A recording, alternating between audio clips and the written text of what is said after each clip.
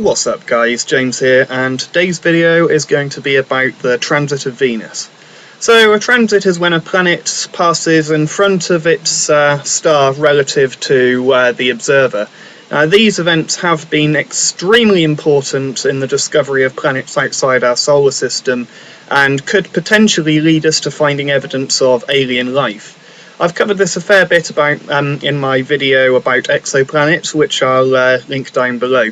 So the Venus transit is of course when Venus passes in front of the Sun relative to us, and here's a simulation of what it should look like.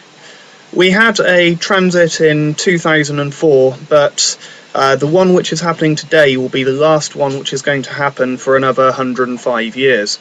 The transit of Venus has also been extremely important to science as well. We've been able to test theories about spectrography, which could potentially help us figure out what the atmospheres of alien worlds are going to be like.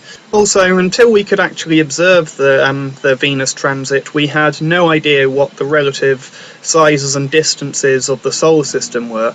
But by observing the different stages of the transit from different locations around the world, we could use the known distances from the places on Earth in order to do some complex trigonometry, and we could use that data, to figure out the sizes and distances of all of the planets in the Sun and our solar system.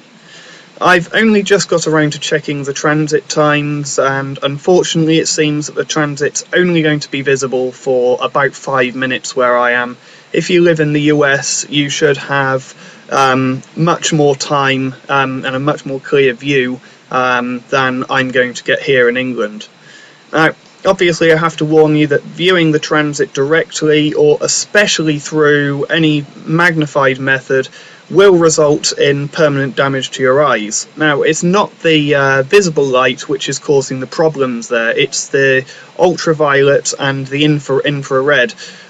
So you'll actually be unaware of the damage until it happens. But that being said, there are a few safe methods to view it, and I'll be going over a few of those quickly.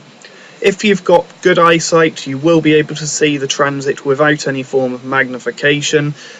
You can use either special transit or eclipse glasses or shade 14 welder glasses in order to do this. Do not use sunglasses because, as I mentioned, they don't give you all of the protection you need, and you're not going to feel any physical pain. It's just going to damage your eyes because it's not the visible light which is the problem there. You may also be able to view it through a video camera if you adjust the exposure settings and use a filter, but that's not something I've had any chance to research yet. There's probably other videos on YouTube which will show you methods to do this. If you want a larger image, you can use a sheet of white paper and focus the sun's image through a telescope or binoculars, and this will give you a much larger image to do this.